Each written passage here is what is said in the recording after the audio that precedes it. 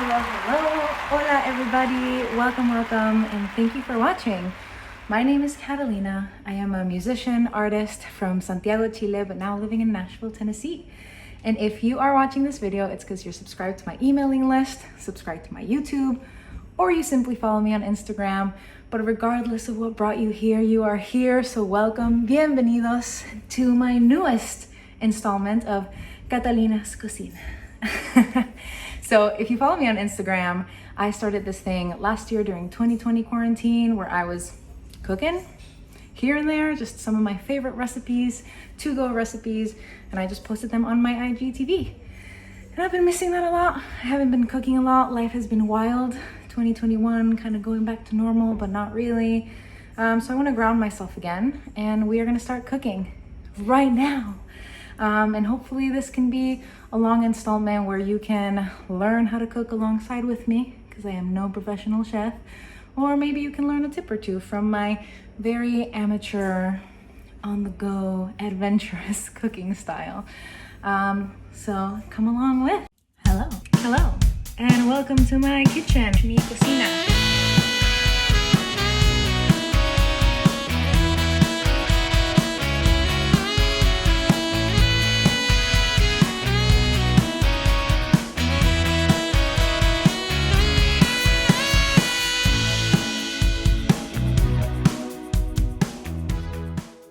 And we're back. Okay, so for this first installment of Catalina's Cocina, we find ourselves in the month of September.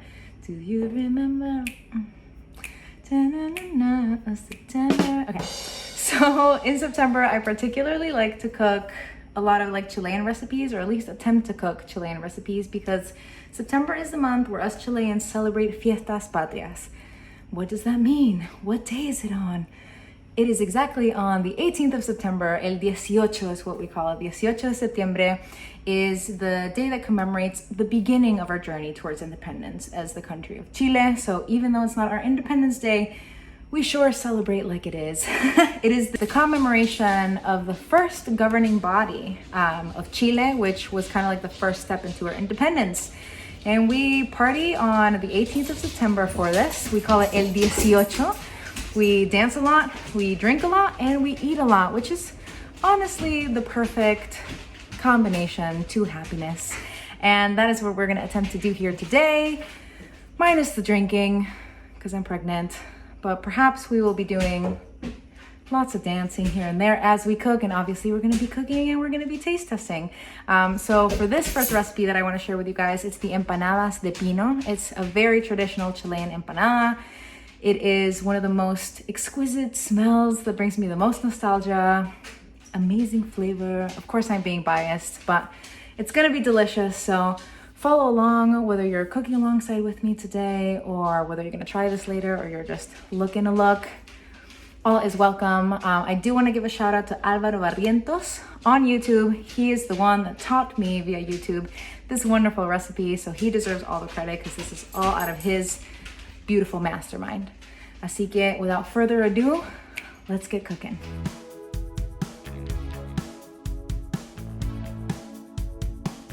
Okay, so here we go. I'm going to go ahead and flip my screen. So I want to show you the ingredients.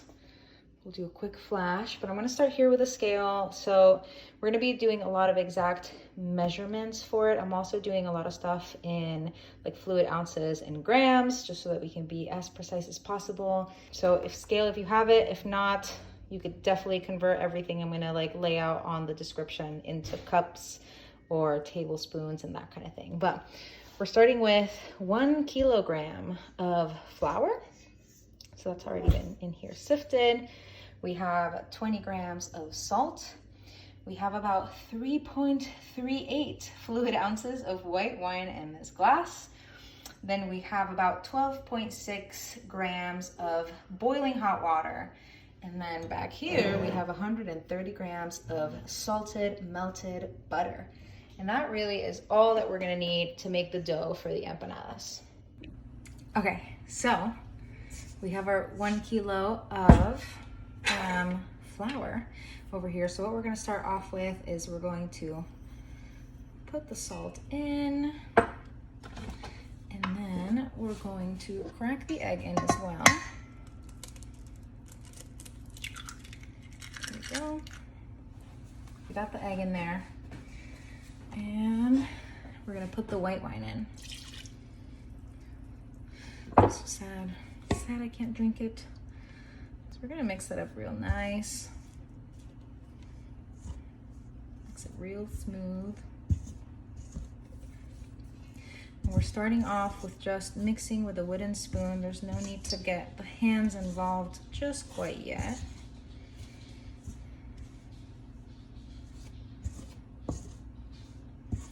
It's already really fragrant.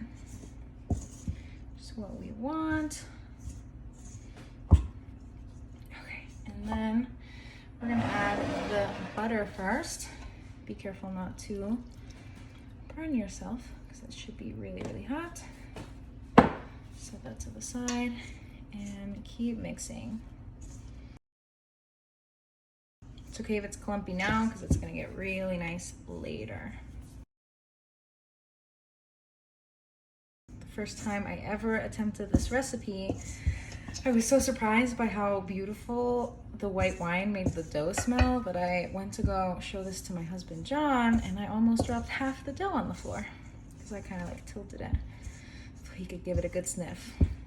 So definitely don't tilt your dough anywhere. Then we're gonna add the water little by little here. This is just a coffee cup, so don't mind the mess. We definitely don't want to put our hands in here just yet, just because that water is boiling hot. Está muy caliente.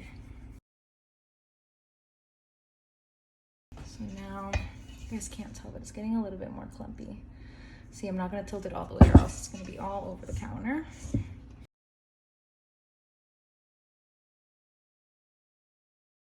Pour a little more water.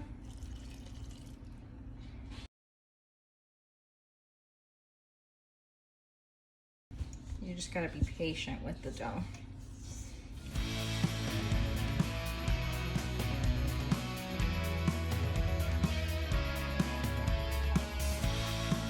Okay. Add a little bit more water. We'll save some for the very, very end. And we're gonna start working with our hands.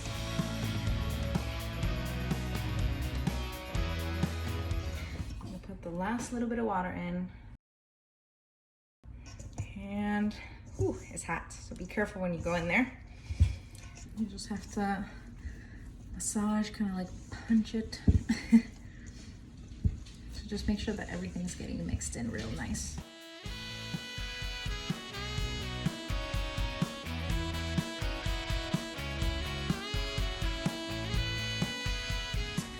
So now we have something more so along the lines of this. You guys can see. I'm gonna pause this and then we'll go right over there. Okay, so what we're gonna do now is we're gonna flip the dough from the bowl onto the table, and then we're gonna continue giving it a little, oh yeah, this is my little empanada dough hand. We're gonna continue giving it a little bit of a nice massage today at the spa for a nice little dough. Just gonna go ahead and flip it here on its head. Oh, put some leftover on the bowl. Putting it down here. Let me move you guys down here so you guys can see. Okay. So now we're going to use both hands, and I'm going to set a timer for 5 minutes. Is how long we want to be giving it some love.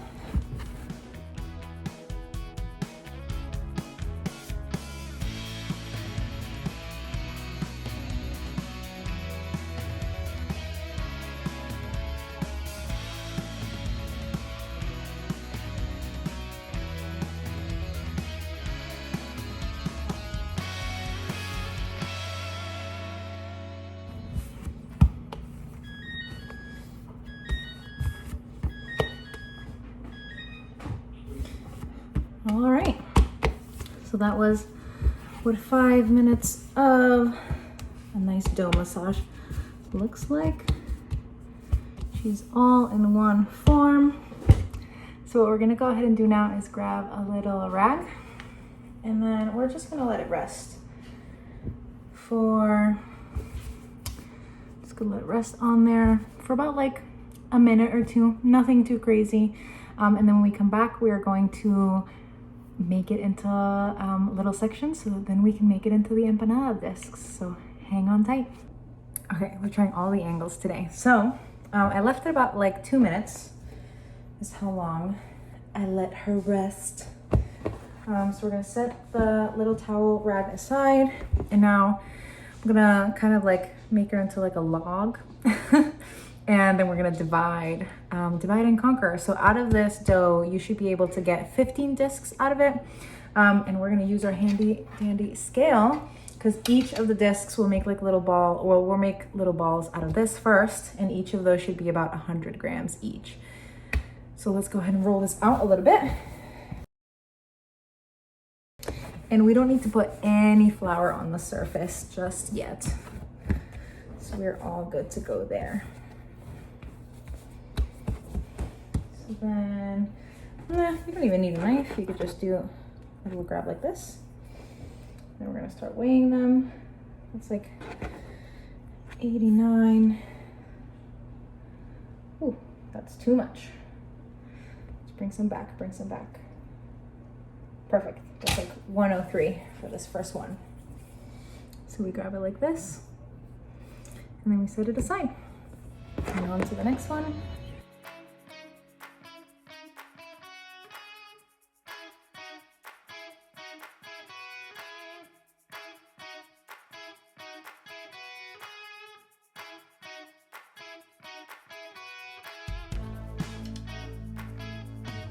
Okay, so we're a little, I feel like we're like halfway there. If you're not at 100 grams exactly, it's gonna be okay. I know what I said at the beginning. We're using the scale because we have to be precise with all the measurements, but here you're probably gonna get the same amount of dough anyway. So 1 gram here, 1 gram there, shouldn't make a big difference. Then again, this is just me going rogue. I like to go rogue in my cooking sometimes.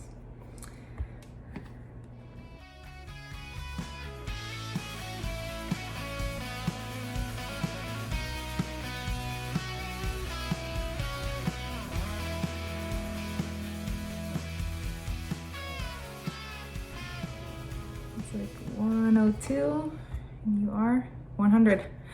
Perfect. Sweet. So you get to thank the scale for all of its hard work. I'm gonna flip the camera so you guys can see all 16 of our little bundles of joy. Our 16 bundles of empanada dough, all good and ready to go. So these we're just gonna go ahead and flatten, and then you'll have the perfect disc. And by perfect, I mean beautiful and imperfect circle, rectangular, square, circle, whatever we can get out of this, but this is the beginning towards the end. Okay, so we're grabbing a roller. We're gonna roll your dough gently on the counter. If you don't have a roller, you can use a PVC pipe. Just make sure that you clean it, or that it's new. You could use a bottle of wine. Again, make sure you clean it. This is also clean. Just whatever you utilize, make sure you clean it. But you need something like this so we can roll it out. So we're gonna go ahead and get started on one of our very first discs here. I'm just gonna flour my surface just a little bit. I'll put a spoon right there for use. Roll your dough again into like a nice little ball, and then just plop it in there. So before we use this, we set that aside here for now. You just want to flatten it and let it soak in some of that flour. So we're doing it, see? It's okay if it's not a perfect circle. That's what the roller is gonna do later. And then once you have something that looks like this, you can start rolling. Just roll forward and backwards, flip it, backwards, and then, so it's gonna be this long way. So you're gonna grab the long way, turn it to its side, that way you're like widening. Because again, we're trying to create a circle, the circle of life, the circle of empanada life.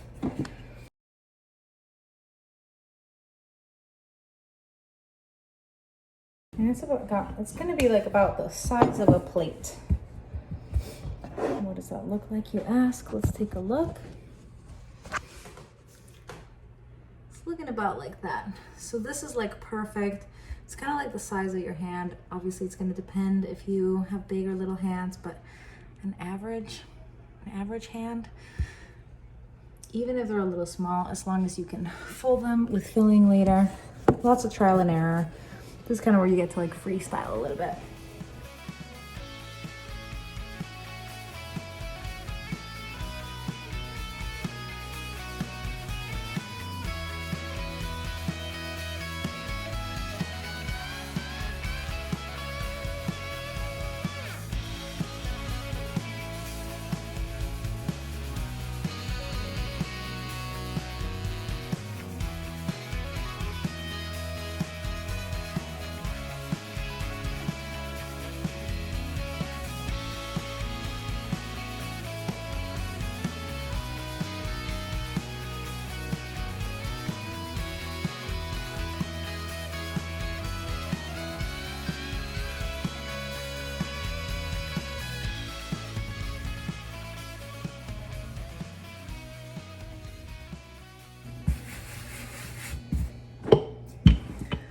All right, guys, last disc. Looking real nice. Again, I know I like fast forward it through all of this in post, but your discs don't have to be like 100% like a circle or like the perfect disc. I've also been flouring these a lot. As you can tell, I've been stacking these one on top of each other. You do have to store the discs overnight, just that way they're like nice and secure. That way they won't like, you know, lose any of the filling overnight, or not overnight. Tomorrow when we build them, they'll be like nice and set and easy, so they won't like drip all the juices everywhere. They'll contain everything in the little empanada pocket. But now, just to be extra safe, I am gonna put them on a plate with parchment paper in between them. That way I make sure that they don't stick overnight in the refrigerator. So let's fast forward through that part. So plot twist, I did not have parchment paper, but we had aluminum foil. So we're gonna go ahead and use that. Now that I've put all these into the size of a plate, we're gonna put our first disc directly on the plate. Foil in between.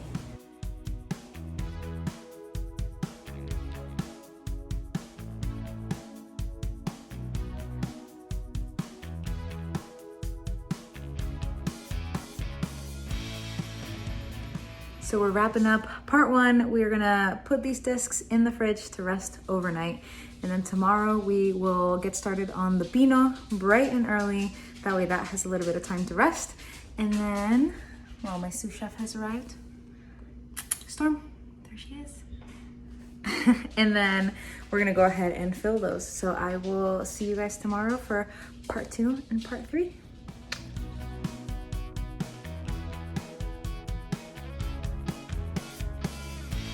Good morning, everybody. So it is time to begin part 2 in this empanada de pino process.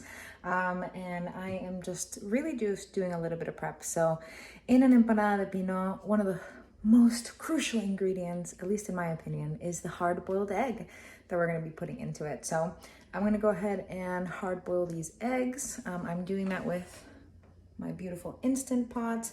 Just a really easy way, but whatever way you typically hard-boiled eggs, you do you. You're only going to really need 2 of them because we're going to be splitting them into quarters later. However, I always like to make a little bit extra. The recipe for the Instant Pot calls for 6 eggs, so then I'll probably have a little bit of leftover for breakfast or a lunch the day after. So go ahead and make as many hard-boiled eggs as your heart desires, but you're definitely gonna need, let's say 3, just in case we butcher one of the eggs. 3. So if you're going to want to follow the Instant Pot recipe that I'm gonna do, I'll walk you through it real quick. So you'll need a cup of water. I had to pause because I couldn't do it all with one hand. There we go. So 1 cup of water in the Instant Pot. We got 1 cup of water, 6 eggs. And close this puppy up. And then you're gonna wanna pressure cook. Custom.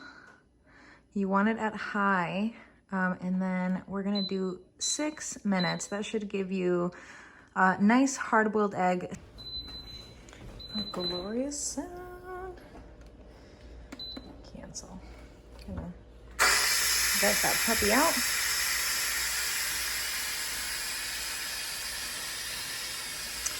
Let it vent, and then we're taking these out, putting these on some ice cold water, and just letting them rest till we start the rest of the empanadas later.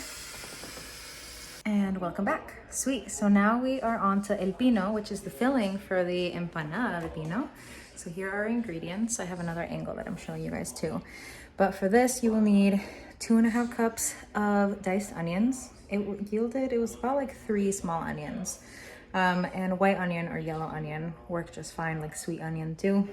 Then you'll need 1 pound of ground beef. And then you'll need a concoction of 2 teaspoons of red chili, 2 teaspoons of oregano, 1 teaspoon of ground cumin, and then 1 teaspoon of salt, which is all that I have in here already combined. And then you'll need 1/2 cup of vegetable oil and 1/2 cup of cold water. So now I'm gonna go ahead and flip us so you can see me put everything in the pot, and we'll go from there. Different angles. Okay, so I just turned on the heat in the pot. I'm using kind of a big pot. So I'm going to be putting both the ground beef and the onions in here. So we're going to go ahead and get started. You'll put your 1/2 cup of vegetable oil first.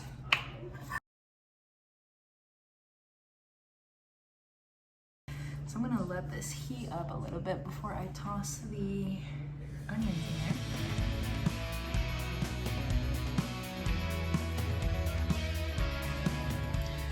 Here sizzle. So we're gonna go ahead and put the onions in. Sizzle is correct. A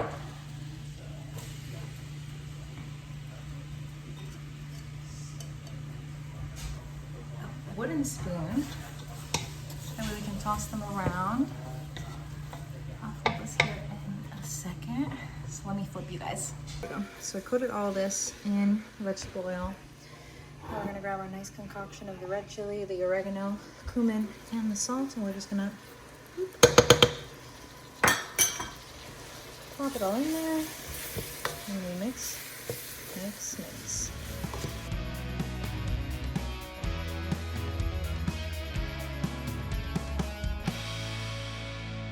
Now that everything is evenly coated, listen to that sizzle.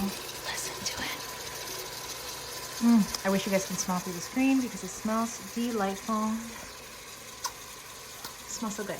Okay, so we're going to turn the heat down just a little bit. You want it at like medium high, and you're leaving it open. And we're setting a timer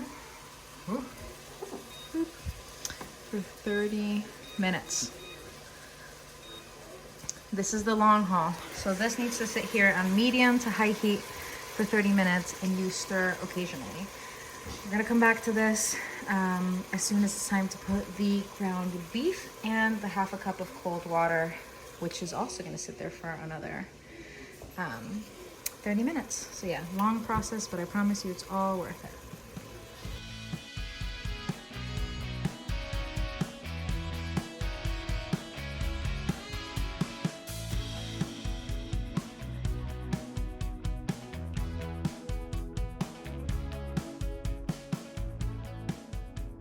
Okay, so we are like 19 minutes into the onions.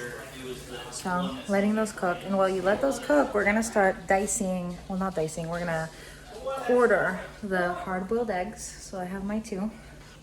And then we have our reserves, just in case I mess it up. So we're gonna prep the other part of the filling. So the pino, just cooking over here, is like the base of the filling. But then you also add hard-boiled eggs, and you add some olives. I chose calamata, it's my favorite. Okay, you also put raisins in traditional empanada de pino, but I don't like the raisins. I just don't. Sue me, I'm sorry. Chilenos out there who love your raisins in your empanada de pino, but I can't do them, so we're only sticking to the olives, the hard-boiled egg, and the beautiful pino filling. So I'm gonna flip you guys over, try and cut these eggs while I film. Maybe I'll ask an assistant.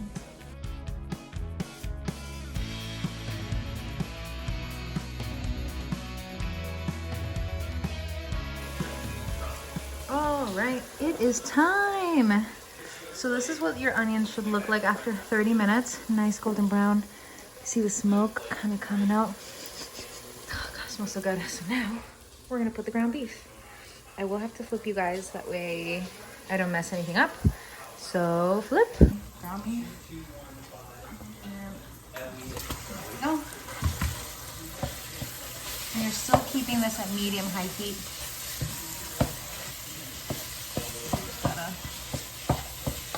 Really tear it apart here. Make sure you separate it. So this is sort of what it looks like.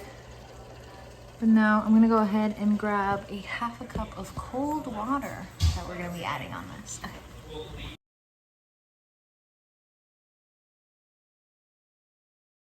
And now we're gonna mix some more.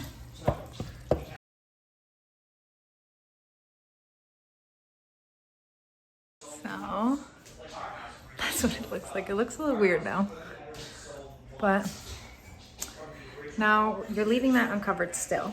And then we're gonna put on the timer for another 30 minutes. And then once this is done, I'll show you guys, but we'll let it cool and then we'll start on the dough and the building. We're also making cheese empanadas today too. That way we have a little meaty. We have the traditional empanada de pino and some empanadas de queso también. Así que ahora volvemos. All right, and here we are, the end of the 30 minutes. So now I've turned the heat off. I got this ready, and it's time to build.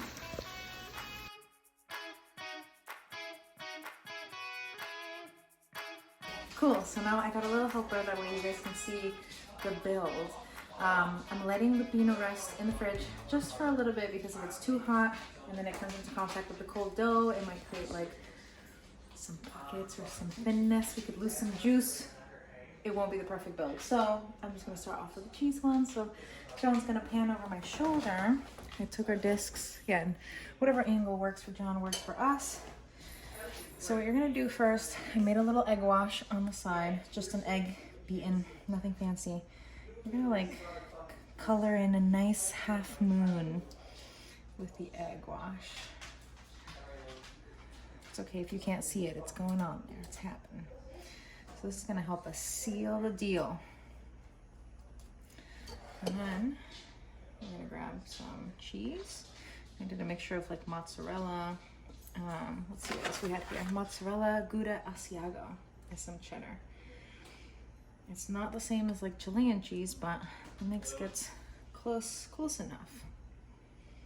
Okay, so then that's pretty good. I always eye it out. So now you're gonna fold it in, and you're trying to make like a little half moon too. Probably could have stuffed this one a little bit more, but you do have to keep some room on the edges because we're gonna fold it as well. So just make sure that you're putting a little bit of pressure. I also messed up here because I don't want to be putting too much pressure on these guys. So I'm gonna move that. There we go. Yeah, don't be folding your empanadas on your other dough. So once you have that shape really nicely, this is gonna be the key. So we're gonna do a triangle for the cheese empanadas, the empanada de queso. So you're gonna fold this flap here at the center, and you're gonna press, leave a thumbprint, and press again at the bottom. And then with this leftover, you press again. Press your thumb at top, and then at the bottom. And without further ado, sorry, John, we have our first cheese empanada. So now I'm gonna show you guys another one without explanation, so that way you guys don't have to do this one.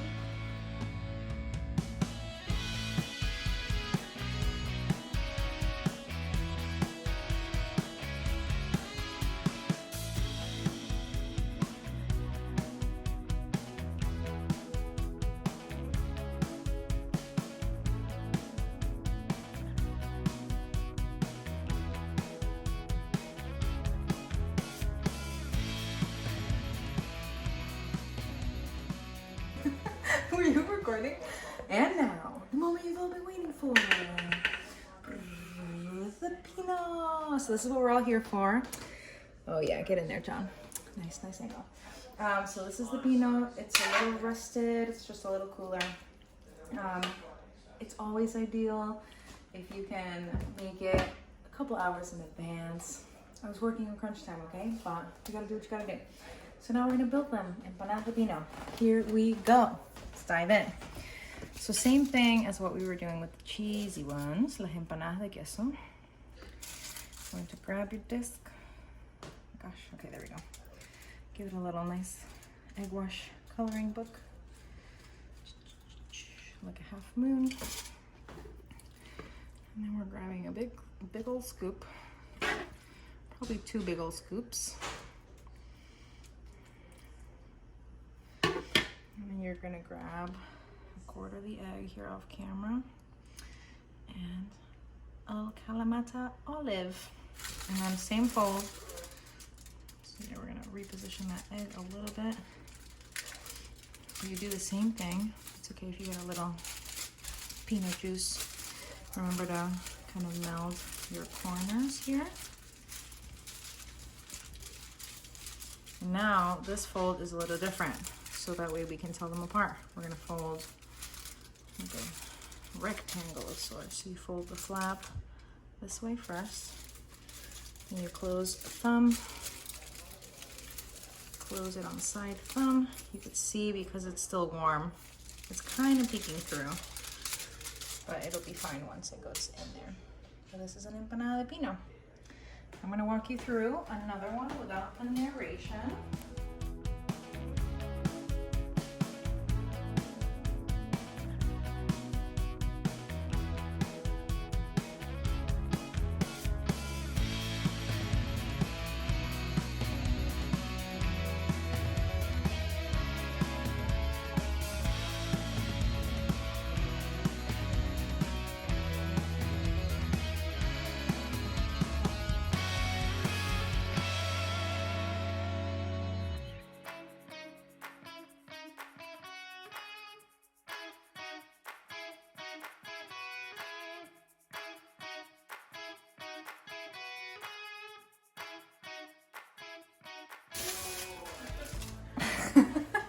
Probably at a terrible angle.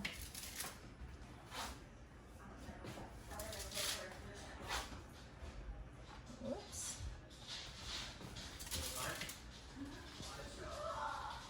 And there we go. And before they go in the oven, you gotta give them a little egg wash, lovin'. And we then get nice and crispy.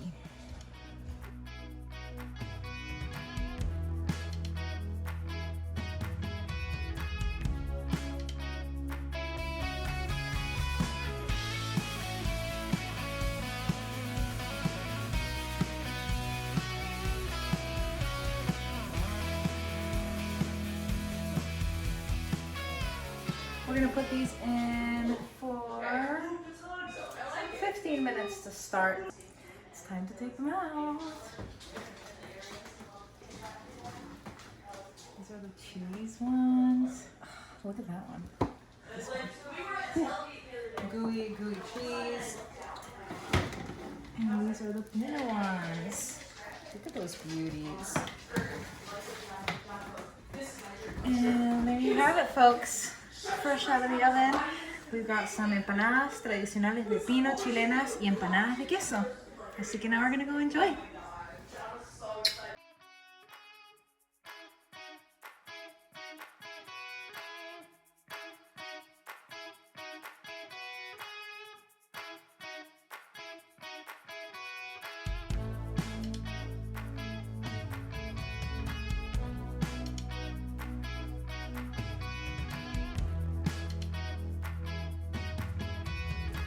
Thank you guys so much for tuning in to the first installment of Catalina's Cocina, celebrating el 18 de septiembre from my Chile, lindo, querido, tiki, aquí with the traditional empanadas de queso y las empanadas de pino también, por supuesto.